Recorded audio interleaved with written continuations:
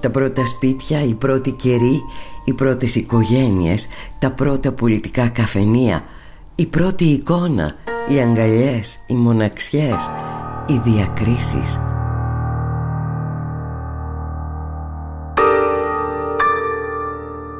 Ό,τι ρέει, στην ανώτατή του φτάνει εξέλιξη. Βήμα το βήμα, κύμα το κύμα, έργο το έργο. Κάπως έτσι οι πόλεις μεγαλώνουν. Και κάπως έτσι το χθες σήμερα γίνεται.